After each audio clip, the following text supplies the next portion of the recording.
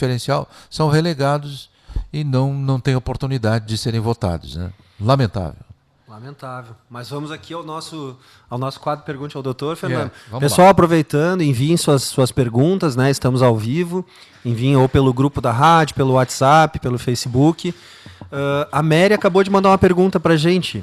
Mary dizendo, bom dia, qual medicamento diabético pode tomar no caso de gripe com tosse, se não pode tomar xarope? Claro, a Mary deve estar referindo de não poder tomar xarope, porque os xaropes, a imensa maioria, eles têm essa característica de serem mais adocicados, doces, então existe essa ideia de que tende a aumentar o diabetes. Na imensa maioria das vezes, Mary, ouvintes, a tosse desencadeada por gripe, por um quadro de resfriado, de via aérea superior, não necessita o uso de xaropes. Os xaropes eles fazem uma função de diminuir a irritação e diminuir o sintoma. Mas, em primeiro lugar, é importante falar que a tosse ela é um mecanismo de defesa, assim como a febre. Então, eu estou querendo explicar isso para as pessoas entenderem que, na medida do possível, a gente tem que tentar lidar com esses dois sintomas de forma tranquila. Quando eu digo que são mecanismos de defesa, a febre, por exemplo, é uma reação do organismo, né? Quando exposto a algum agente estranho, um vírus, uma bactéria, o nosso centro de regulação da temperatura manda uma mensagem, essa temperatura sobe justamente para tentar se livrar do agressor, né? Para tentar eliminar aquele vírus, eliminar aquela bactéria que muitas vezes são seres vivos com estruturas muito simples e que reagem de forma bem importante, morrem até com variações pequenas de temperatura. Então a febre ela é um mecanismo de defesa. Não estou dizendo com isso que a gente vai deixar uma criança com febre, 39, 40 graus e não fazer nada, mas é entender o processo. A tosse da mesma forma. A tosse é um mecanismo de defesa. A gente tosse porque tem alguma coisa irritando, né, a árvore respiratória, geralmente na traqueia. Ou é muita secreção, é algum vírus, é alguma bactéria, você tosse. É claro que ela pode se tornar um sintoma desconfortável. A pessoa deita à noite e não para de tossir. Geralmente piora à noite, quando deita, né? Os fluidos pulmonares na posição deitada eles não correm tanto, né, no sentido gravitacional, eles ficam mais acumulados e tende a pessoa a tossir mais. Aí a pergunta da Mary é o que pode usar se não pode usar xarope. O ideal é não usar xarope mesmo. O mais importante é a hidratação, tomar bastante líquido e chás caseiros que são bons para tosse. É o melhor. Eu raramente prescrevo medicação para tosse, medicamento, xarope. Mas normalmente quando a pessoa começa a ficar gripada, começa a dar problema na garganta também, né? Inflama a garganta. Isso. E nesse caso do diabético... Então, o ideal é preparar um chazinho caseiro com guaco, limão, um pouquinho de mel. Esse pouquinho de mel não vai variar o diabetes, se a pessoa está bem controlada ali, está fazendo um bom acompanhamento. O mel é assim como passar um pouquinho de mel no pão, né, que o diabético pode, de forma controlada dentro do seu esquema de dieta.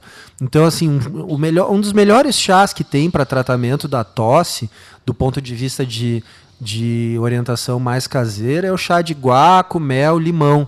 Uma alternativa muito boa para tosse também é o manjericão. O manjericão que se usa como tempero na cozinha, que usa para fazer o famoso molho pesto, né? Os italianos gostam muito, molho pesto com manjericão.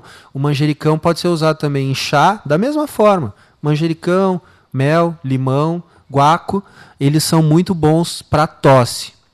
Hidratar, tomar água, né? E é um mecanismo de defesa. Enquanto tiver algum fator irritando ali, a pessoa vai ter tosse. Eu raramente prescrevo xaropes mesmo. Nesse sentido, a Vera Corrêa está perguntando aqui, açúcar refinado apodrece os vasos sanguíneos, doutor? Açúcar refinado apodrece os vasos sanguíneos. Como é que é mesmo o nome da nossa amiga? Vera Corrêa. Vera. O açúcar refinado, ele tem um poder de... Não é poder a palavra certa. Do ponto de vista da digestão, o açúcar refinado se transforma em glicose pós-digestão de forma muito mais rápida do que qualquer outro carboidrato. Vou tentar explicar dessa forma. Quando você come um arroz integral, por exemplo, esse arroz integral ele vai se transformar em glicose, que é o açúcar que vai para o sangue, né? Mas o processo de digestão dele é mais lento, mais demorado, logo você não tem um aumento muito abrupto, muito rápido da glicemia, né? E todo o gasto energético que você tem para digerir o alimento integral compensa um pouquinho essa questão. Então, aqui vai a diferença. Então, comer um arroz integral, o resultado final vai ser glicose lá no sangue, né? A questão é que o tempo que leva para chegar nesse resultado final é maior e você consome mais energia. Quando a gente come o açúcar refinado, adiciona ele ali no café ou em algum suco, né, e bebe, esse açúcar refinado, a digestão dele é muito rápida e ele logo se transforma em glicose, né? Os níveis de glicose eles vão aumentar muito rapidamente. O que não é que apodrece os vasos, né, mas causa lesão nos vasos. O nível de glicose aumentado constantemente, né? Aí é que a questão de quem tem diabetes, né? Que tem os níveis de glicose aumentados constantemente. Os níveis de glicose aumentados constantemente, no longo prazo, causam microlesões nos vasos, né? Levam a processos inflamatórios, acúmulo de placa, podem levar à obstrução dos vasos. Vasos, quando a gente diz, são as artérias, né? As artérias dos olhos, dos rins, do coração. E aí são as famosas complicações do açúcar aumentado. A retinopatia diabética, que é quando a pessoa, né, acaba tendo problemas de visão, dificuldades de visão em decorrência do aumento da glicose. Então, assim, não é um momento do açúcar refinado, é o uso contínuo do açúcar refinado. Com certeza ele pode levar a essas complicações, porque a pessoa, mesmo que não tenha diabetes, Fernando, naquele momento que ela usou, naqueles minutos sequentes, meia hora, uma hora depois, ela tem um aumento do nível de glicose. Então, na prática, a gente chama que ela faz episódios de diabetes em vários momentos do dia, mesmo que ela não tenha diabetes por definição lá, que é fazer o exame de jejum e está acima de 126 numa glicemia de jejum. Mas ela, ao longo do dia, vai usando aquele açúcar refinado, aqueles, né, alimentos muito ricos em açúcar, e isso acaba fazendo com que tenha picos e aí a glicose baixa. E tem picos. Então ela simula um estado de diabetes que no longo prazo pode levar a lesões nos vasos. A Vera está perguntando assim, isso vale também para o adoçante, doutor? O adoçante ele não causa ele não tem essa situação, né? Porque ele não leva a esse aumento, Vera, da glicemia, né? O uso contínuo e frequente do adoçante pode ser questionado por outras situações. Existem alguns estudos que, dependendo do tipo de adoçante, no longo prazo, ao longo de anos que a pessoa usa, né, estão aí correlacionando com alguns tipos de doença e lesões na bexiga, né, mas há essa situação de aumento do açúcar, né, levando à lesão dos vasos, o uso do adoçante sem açúcar, né, o adoçante em gotinhas, ele não causa esse problema. Nesse sentido, qual seria o melhor açúcar para consumir, digamos assim, já que a pessoa tem a necessidade de usar açúcar, né? O melhor é consumir pouquíssimo açúcar no seu dia a dia, né? Tentar criar o hábito de, no café preto ou o próprio café com leite, evitar o uso do açúcar. Isso é o ideal, Fernando. É uma coisa que a gente aprende. Eu digo para você de forma muito tranquila que há mais ou menos 1 ano e meio, eu não me lembro bem a data, mas eu tenho uma noção. Certo. Há mais ou menos 1 ano e meio eu não uso mais açúcar no café. Café preto, aprendi a tomar café, a sentir o gosto do café no dia a dia, de manhã, quando acorda, né? E agora já estou também começando, mesmo quando eu adiciono leite, a tomar o café com leite sem açúcar. São hábitos que a gente vai construindo. Isso é o ideal. Eu não tenho uma resposta mágica aqui para dar que tal tipo de açúcar. O açúcar mascavo, ele é melhor do que o açúcar refinado, natural, né? Do que o cristal. Tem o açúcar demerara. A gente vai ter uma série de produtos aí. Claro que se a gente tivesse que escolher um açúcar, eu diria aqui, respondendo para ti, para não deixar sem resposta, preferir o mascavo, o açúcar mascavo.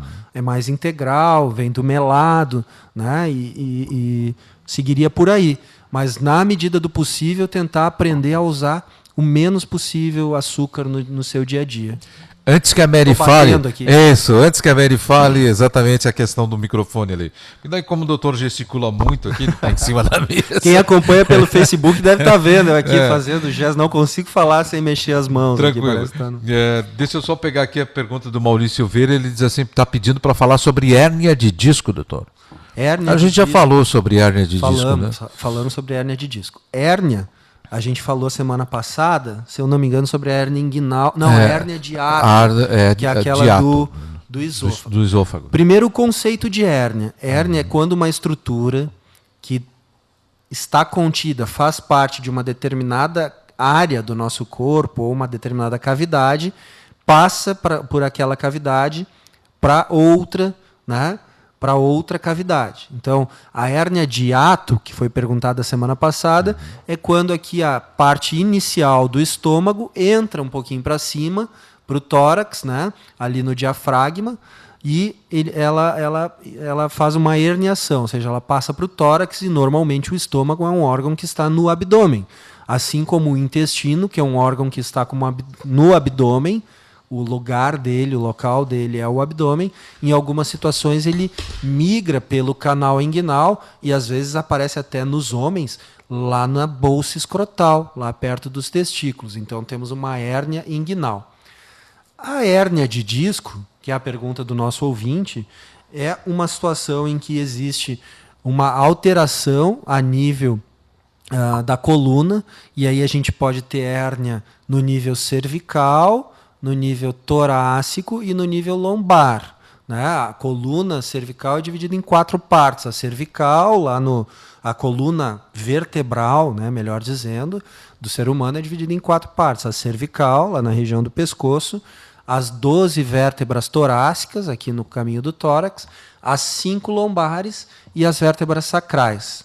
Então a gente pode ter hérnia em qualquer uma dessas regiões. A hérnia, a estrutura migra e acaba causando muitas vezes compressão de raiz nervosa. Ali naquela região da coluna vertebral, né, tem o canal medular, da onde parte, né, todas as nossas terminações nervosas que vão fazer a inervação tanto motora quanto sensitiva. Tanto motora dos nossos músculos, a gente mexe a mão, né? Porque o nosso cérebro manda o comando e os nervos que acabam saindo do cérebro e caminhando pela medula, eles emergem ali na coluna e vão lá para os braços, para as pernas. Chuta a bola, caminha, tudo isso é inervação motora. Tem a inervação sensitiva também, a sensibilidade. Frio, dor, calor, tudo é sentido lá na pele, transmitido para o cérebro por esses nervos que vêm, passam pela medula e vão para o cérebro. Ali na região da coluna, a medula transita e dali emergem os nervos. Essa hérnia de disco, né, em algumas situações, né, a alteração de hérnia leva a uma compressão das raízes nervosas, comprime, aperta, espreme, estrangula em algumas vezes as raízes nervosas lá na origem da vértebra. E aí, dependendo a altura, se é cervical, torácica ou lombar, vêm as manifestações dos sintomas. As mais comuns são cervical e lombar, talvez até mais comum seja a lombar. A manifestação da lombar é a famosa dor lombar com irradiação para a perna, que é a lombociatalgia. Por que uma hérnia de disco na região lombar, que comprime raiz nervosa, dói pela perna, e aí, dependendo da altura ali, ela vai até o calcanhar? Porque justamente essa hérnia está comprimindo o nervo lá na origem dele, na coluna, né? E essa dor ela se irradia ao longo do trajeto do nervo, a famosa dor do ciático, a ciatalgia. Né? Então, dando uma explicação, isso é a hérnia. Depois a gente pode falar um pouquinho mais, eu vou deixar tu perguntar, mas depois a gente pode falar... Tá, não, mas só para complementar, porque ele está perguntando aqui se a hérnia de disco pode levar a paraplegia. Ah, isso. Então, a hérnia de disco pode levar a limitações importantes, né? Inclusive a pessoa pode trancar, perder movimentos em algumas situações, mas essas situações são raríssimas. Certo. Né? Geralmente a hérnia de disco ela se manifesta com dor lombar, com irradiação para a perna. Né? A dor é o pior sintoma. Em algumas situações a pessoa trava. trava, de travar, não consegue se mexer, tem que tratar aquela crise, né? Então, agora essas situações mais graves, elas são muito raras. Na imensa maioria das vezes, Fernando, a hérnia de disco é tratada de forma conservadora, né? Essa pergunta é muito comum, já vou falar sobre ela. Se ela sempre é cirúrgica, é curável. Ela é tratável, né? A gente tratável, pode recuperar, né, a pessoa, fortalecer musculatura, né? E reestabelecer o funcionamento e a dinâmica ali na região da coluna e no entorno dela, né? E a pessoa fica bem, pode ficar bem. A grande questão e isso tem que ficar bem claro. Toda pessoa com esse quadro tem que ser muito bem avaliada, pelo seu médico, né? Fazer uma avaliação com um bom ortopedista da área, né? Um bom clínico, né? Em alguns casos a acupuntura ajuda muito, em alguns não, na imensa maioria dos casos de dor lombar com hérnia, lombociatalgia, a acupuntura tem um efeito bastante definido. Esse talvez seja uma das áreas da acupuntura que nós mais temos estudos na literatura médica, né? Então, assim, coisas que podem ser embasadas mesmo, assim. Eu raramente falo coisas que eu não posso embasar, né? Na imensa maioria das vezes, se eu falo assim, isso é muito bom, é porque tem embasamento, porque eu tenho que ter um compromisso com o que eu estou falando aqui. Se alguém vier me questionar, ou inclusive até da área médica vier me questionar, eu tenho para mostrar. Então, nesse tema, né? Mas a grande questão, Fernando, é entender que nem sempre é cirúrgico. Na imensa maioria das vezes não é cirúrgico o tratamento. E muito cuidado, né? São raras as indicações cirúrgicas e quando elas ocorrerem, elas têm que ser muito bem indicadas, né? Para que a pessoa não tenha aí complicações em decorrência de uma possível cirurgia dessa área. Certo. A Karen está perguntando aqui, doutora, ela está falando da infestação de piolho que está na escola do filhinho dela lá e está perguntando exatamente de que forma combater isso, né? O piolho. Aliás, eu vou aproveitar a pergunta da Karen aqui porque é uma questão bem recorrente, né? Nós temos escolas aí em que a situação está ficando, principalmente agora, não sei se em razão da época, alguma coisa assim. É um problema realmente frequente, marcante, né? Porque o piolho, né? Agora me fugiu o nomezinho dele, porque a gente chama de pediculose, né? Pedículos. Pedículos alguma coisa. O piolho, né? Que causa a pediculose, que é essa infestação por piolho, ele é muito contagiante, né? Ele passa assim por contato, justamente. Então, num ambiente que tem... pedículos humanos, né? Pedículos humanos, exatamente, que é a pediculose, que é o piolho, né? O popular piolho. Ele é muito contagioso, ele passa de uma pessoa para outra pelo contato, né? Pelas mãos, pelo próprio cabelo, por estar no ambiente ali, ele fica no ambiente. E aí ele faz a infestação, ele coloca os ovinhos deles, as lêndias e tal, e aí a gente vive com esse problema que é muito frequente aí nas escolas e tal. Como resolver isso, né? Primeiro, ter uma abordagem preventiva. Ela está dizendo que não dá conta de botar remédio na cabeça das crianças e, lamentavelmente, elas voltam para a escola e acabam pegando de novo. Exatamente. Então, quando eu estava falando, é exatamente o que eu estava falando. Nós temos que construir uma abordagem preventiva, né? Não adianta nada eu tratar o meu filho se a gente não faz um tratamento do ambiente. Né? E o ambiente é olhar para todas as crianças, olhar para o espaço e ver se tem alguma situação. Ou seja, tem que ter ali um olhar, uma visão, talvez até uma visita do serviço de saúde, do próprio posto de saúde, né? Que pode ir com o enfermeiro ou o próprio médico, ir até a escola. Nós fazemos isso como médicos de família, é uma função da estratégia de saúde da família. Se isso é um problema que realmente está acontecendo na escola, a escola faz parte da comunidade, né? E a equipe de saúde da família tem essa função de ter esse olhar sobre a comunidade, muitas vezes precisando ir fazer uma visita para que se institua e se planeje um tratamento de todas as crianças, né? Com revisão, para ver quais as crianças que estão com o problema, para que se faça o tratamento de todas as crianças. Porque se não volta, é o exemplo que ela dá. Eu estou cansada de dar remédio, colocar o shampoo ou dar a medicação e aí depois volta. É o mesmo exemplo, até porque eles são irmãozinhos, da sarna, que é o Sarcoptes scabiei, esse eu me lembro o nome, que é a escabiose, né? A sarna é a mesma coisa. Não adianta a gente só dar o tratamento para tratar a escabiose, que é o germezinho que está ali na pele causando a infecção. Se eu não entendo o ambiente, se tem algum animal em casa que é o vetor, algum cachorro, algum gato, né? Ou se eu não faço... A gente, quando faz o tratamento, por exemplo, para escabiose, tem que orientar a roupa de cama, lavar, botar no sol, a roupa de uso da criança ou do adulto que tem esse problema da escabiose, por exemplo. O ideal é, depois do enxágue ali, despejar uma chaleira de água fervendo, né, na hora do enxágue, porque senão é a mesma coisa. Dá remédio, semana que vem está de novo, porque o bichinho fica no ambiente. Então, tanto a escabiose, né, quanto pedículos humanos, que é o da pediculose, do piolho, eles estão no ambiente. A gente tem que ter uma visão para o ambiente, não tem como fazer de forma diferente. É claro que em casa você vai instituir a sua medida. Tem a boa e velha estratégia, né, Fernando? Minha mãe fazia isso quando eu era pequenininho. Pega e corta o cabelo bem baixinho que ajuda, claro que ajuda. Né? Mas a gente não pode radicar. Ela está dizendo aqui que a tua ideia é ótima, porque, infelizmente, na escola, por mais que a diretora mande recado para os pais, a grande maioria deles não dá bola. Né? Eu acho que é aqui na nossa cidade, né? Aqui de Gravatal. Eu dou essa dica. Eu teria o imenso prazer de, numa situação como essa, recebendo, né, como médico da equipe de saúde da família, essa demanda vindo da comunidade, organizar uma ida lá na escola. Isso, né, pode ser o enfermeiro, a técnica de enfermagem, vão lá. Se precisar, o médico vai, mas é uma coisa que o enfermeiro, o técnico de enfermagem podem ir, fazer uma reunião com a escola, né, avaliar essa situação e tratar do ponto de vista de prevenção. Porque tem que tratar o todo, tem que tratar todas as crianças, né? Tem que tratar o ambiente, o espaço.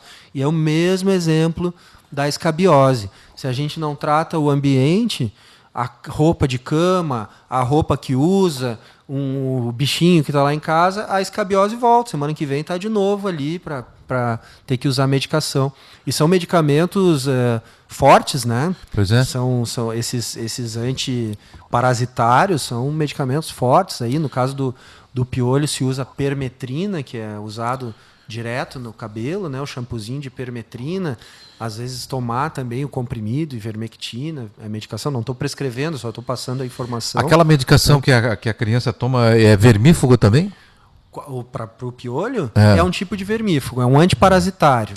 A de tomar via oral se chama ivermectina, certo, que é usado para o tratamento tanto da escabiose, da sarna, quanto da pediculose. Em doses diferentes, mas eles são usados também para isso. A Mary tem razão, a Mary está colocando aqui, o problema são os pais, né? Falta consciência dos pais, com certeza. Porque é bem como diz a Karen aqui, não adianta tu tá fazendo a tua parte se os outros pais não fazem isso, né? Mas fica uma dica para Karen, leva essa demanda para o centro de saúde, conversa com o enfermeiro, enfermeira da equipe de saúde da família, que existe inclusive um programa, né, que a equipe de saúde da família está vinculada à escola no programa no programa saúde da escola, saúde do escolar, né? Então existe essa parceria, né, da equipe de saúde com a educação, né? A estratégia de saúde da família já faz várias ações na escola, e fazer uma ação voltada para o controle da pediculose, com certeza é uma ação muito válida. Então leva essa demanda na equipe de saúde da família para ver se eles fazem uma visita lá na escola. A Emília está dizendo aqui, doutor, que a menina dela tem 8 anos e nunca viu criança para quebrar mais perna do que esta, né? E ela está perguntando assim, qual é o problema? É calcificação? É problema de cálcio?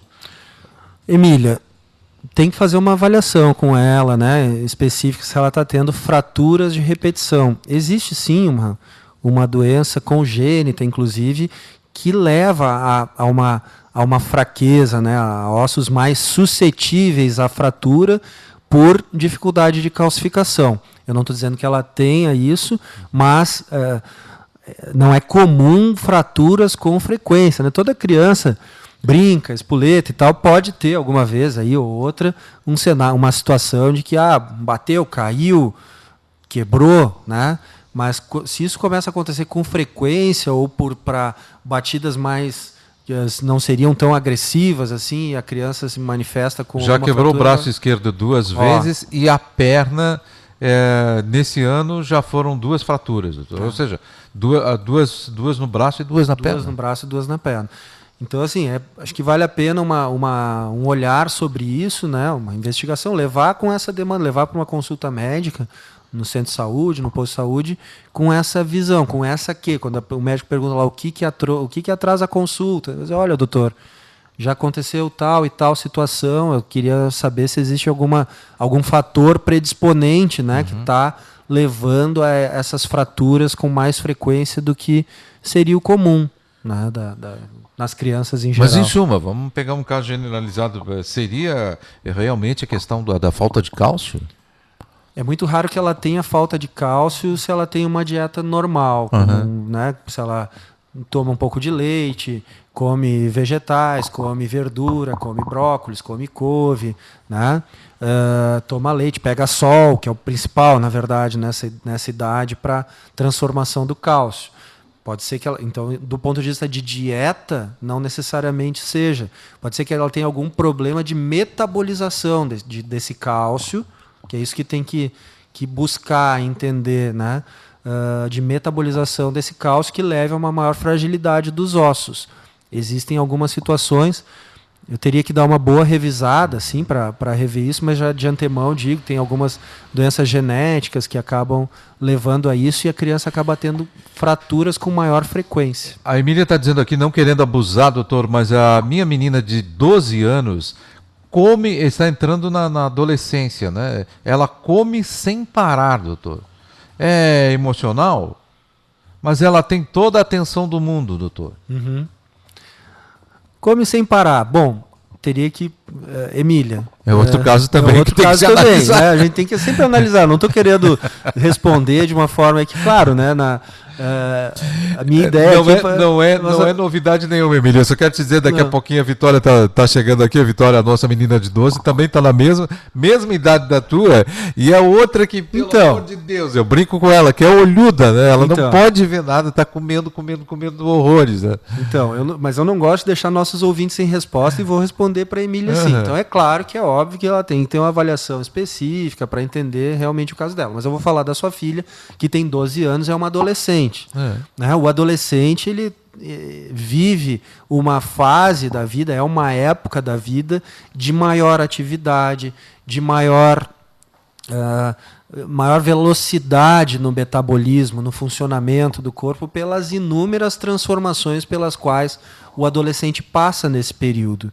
O adolescente, então, ele tem uma tendência a ter mais fome, mais apetite. É uma época em que vem...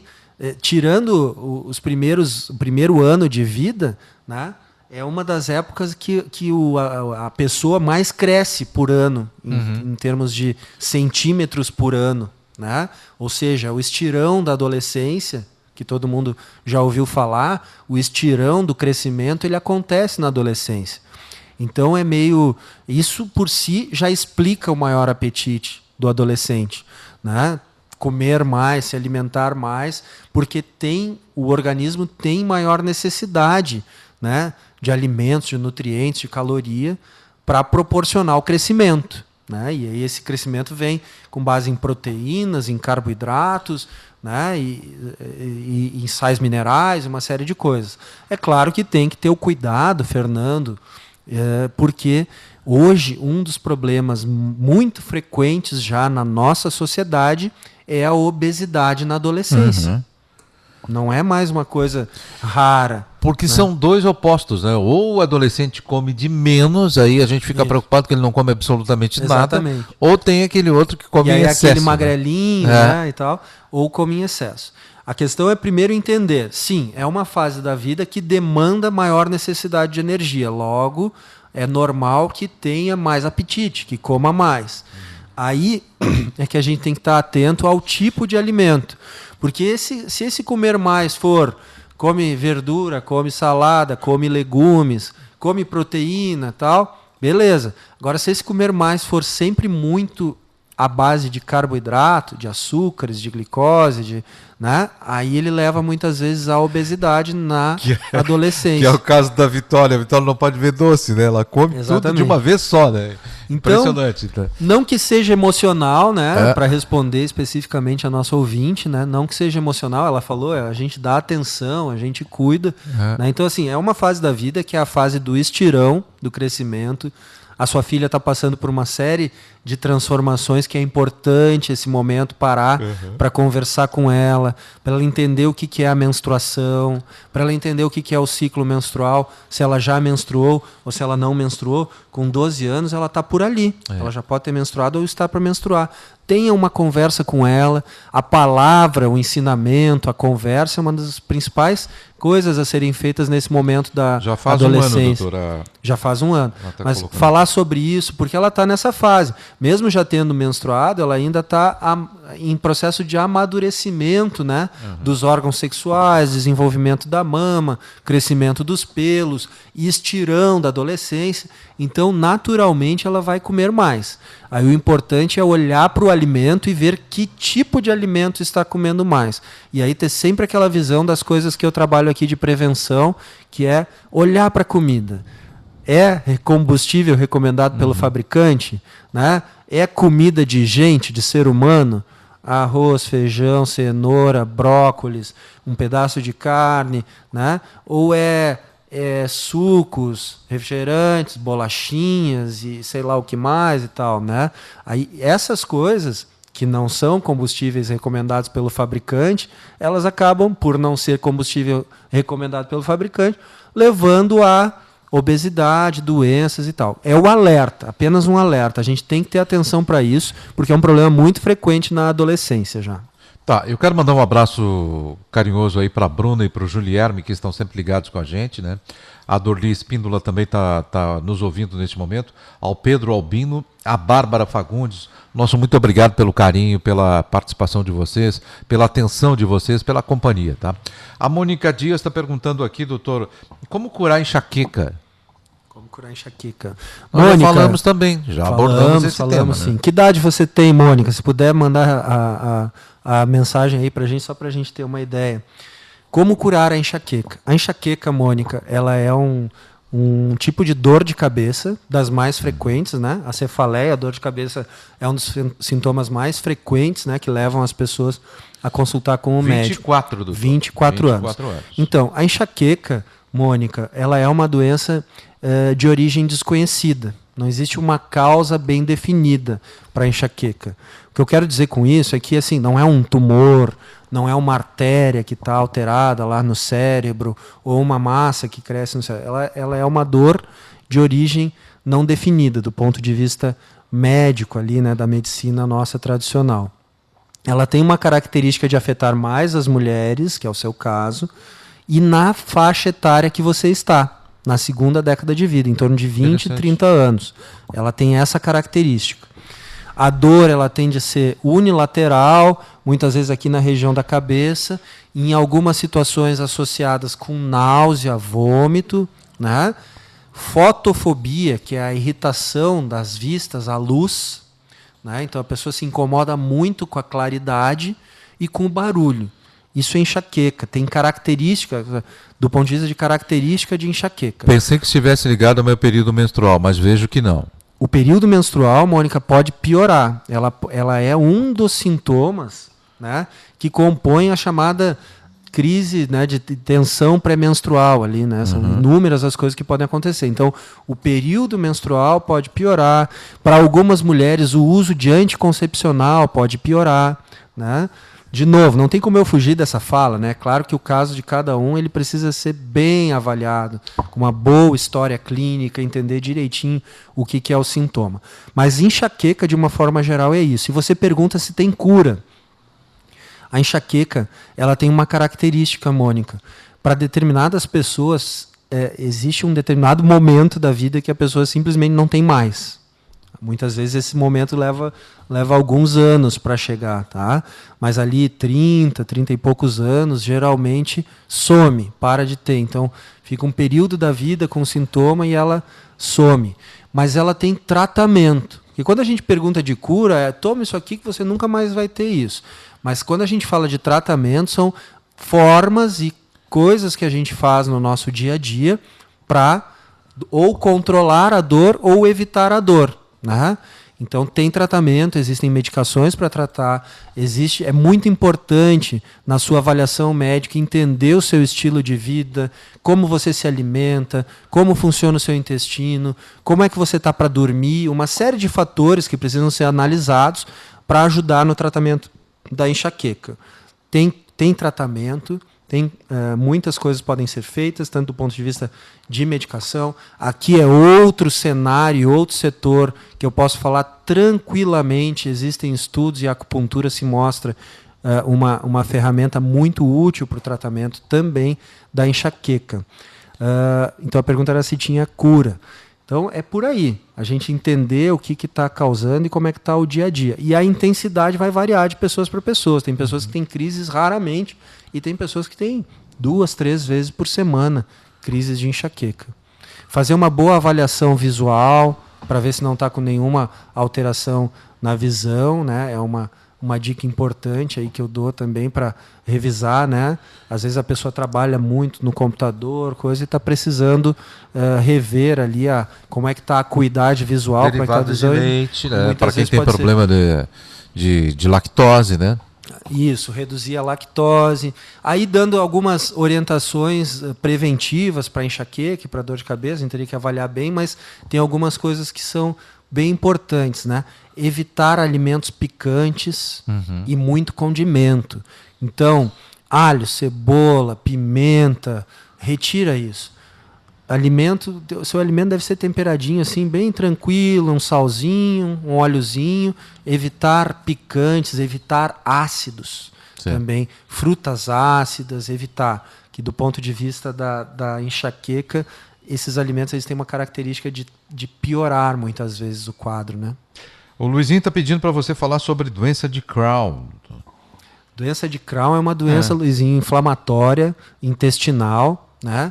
Que é uma das causas das 2 doenças inflamatórias que acometem o intestino, que é a doença de Crohn e a retocolite ulcerativa.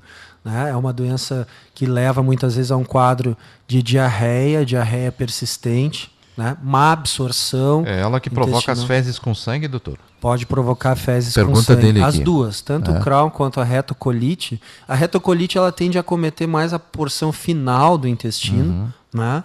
E que também leva a diarreia, muitas vezes fezes com sangue, fezes diarreicas com sangue. É um processo inflamatório e esse processo inflamatório faz com que o intestino não consiga funcionar bem na sua função de absorção dos nutrientes e dos líquidos, né? E de eliminar só o que é excesso e o que já não presta mais. Então a pessoa tem quadro de diarreia frequente. É diagnosticado pelo quadro clínico, né? E suspeita clínica. A pessoa tem um quadro já de diarreia que foge de uma diarreia viral, de uma gastroenterite infecciosa, que dura ali 3, 5 dias, no máximo 7. Né? Tem um quadro persistente de diarreia, né? Daí isso desencadeia a suspeita de que possa ter uma doença inflamatória intestinal, aí muitas vezes necessitando de uma avaliação endoscópica do intestino, com colonoscopia, que aí vai avaliar o intestino por dentro, muitas vezes fazendo biópsia, e através dessa biópsia... Isso pode levar ao câncer de intestino? Luizinho, eu teria que revisar para te trazer uma informação precisa do ponto de vista estatístico de associação de doença de Crohn, doença de Crohn com o câncer de intestino. Tá? Mas eu busco essa informação e trago para ver se ela está incluída ali nos fatores de risco. Né, doutor? Porque a gente... Crohn é daí vaca, não é? De Crohn, né? Doença de Crohn. Doença de Crohn. Bom, interessante. Aí a questão, justamente porque ele está citando o sangue de fezes. O sangue de fezes tanto pode ser pela retrocolite quanto pela doença de Crohn. Exatamente. As duas, para diferenciar mesmo, só com a colonoscopia e biópsia. Diferenciar uma da outra. Porque vai depender da região do intestino afetada. A retocolite ulcerativa pega mais a parte final, que é o reto e o cólon descendente, que é a parte final do intestino, e o Crohn acaba acometendo a mucosa de qualquer parte do intestino. né? E aí muitas vezes tem Interessante, que fazer... mas são muito parecidas. São muito parecidas, são muito parecidas. O quadro clínico é bem semelhante, né? Existem algumas características que vão identificar qual que é o processo que está acontecendo pela biópsia. Mas vamos lá, o que pode provocar, digamos assim, a retrocolite? A inflamação em si. A gente citava aí, por exemplo, comidas muito fortes, picantes, e tem pessoas que têm um hábito de comer, adoram comer, por exemplo. Vou pegar a Ana Maria Braga, né? O exemplo da Ana Maria, né? Difunde para todo o país aí, adora comer pimenta, né? Eu já vou, antes, Fernando, de responder essa parte, eu já vou trazer a resposta para o Luizinho. Tanto na doença de Crohn quanto na retocolite, o risco de câncer de cólon é 2 a 5 vezes maior do que a população em geral. Então a pergunta dele é se isso pode causar câncer. Não necessariamente a pessoa que tem retocolite ou doença de Crohn vai ter câncer, mas o risco dessa pessoa, comparado com a população em geral que não tem o problema, é de 2 a 5 vezes maior. Então, assim, porque em medicina, pessoal, a gente trabalha com risco, né? Fatores de risco, prognóstico. Então, esses dados estatísticos, eles fazem parte do dia a dia. O médico tem que entender um pouquinho de estatística, tem que entender um pouquinho de números, porque os números fazem parte, né? Quando a gente fala de chance de vir a ter uma doença, do prognóstico da pessoa, né? Então, já respondendo ao Luizinho, 2 a 5 vezes maior que na população em geral. O diagnóstico, como eu falei ali pelo intestino, né? Tu está perguntando pela colonoscopia e tu está perguntando assim de fatores de risco. Por ser uma doença inflamatória, Fernando, sim. A minha resposta é sim, né? Toda e qualquer alimentação mais quente, digamos assim, então assim mais condimentada, mais ligada aos fatores que a gente falou, picante, condimento, acidez, estão associados à inflamação, né, ao processo inflamatório. Então, eu estou dizendo que isso vai dar aquilo. Nós estamos falando de associação. Então, a resposta é sim. Pode estar relacionada e piorar. Ou até a pessoa, durante o seu tratamento, começou a manifestar isso, aí é o momento de realmente fazer uma redução. Mas isso vale também para outras manifestações de processo inflamatório, como cistite, por exemplo, né? E outras inflamações em geral. Aí. Muito bem. Bom, doutor, era o que eu tinha aqui hoje, né, de perguntas dos nossos ouvintes. É claro, lembrando sempre que pode continuar perguntando durante a semana. Nós temos ali o nosso WhatsApp também do Pergunte ao Doutor, né, que você pode mandar no Fala Gravatal, também pode mandar, né, e a gente vai repassando para o doutor Carlos, que responde ao vivo toda segunda-feira. E no sábado nós temos aqui, nós temos também a reprise. A Cíntia Farmacêutica está colocando só aqui, só para lembrar que existe xarope sem açúcar, que os diabéticos podem tomar. Boa, Cíntia. Obrigado pela ajuda, Cíntia. Com certeza. Ok? Ok. Então tá feito o registro aqui. Obrigado para você, Cíntia. Em tempo, né? Bom, e lembrando então, todo sábado, a partir da 1 da tarde,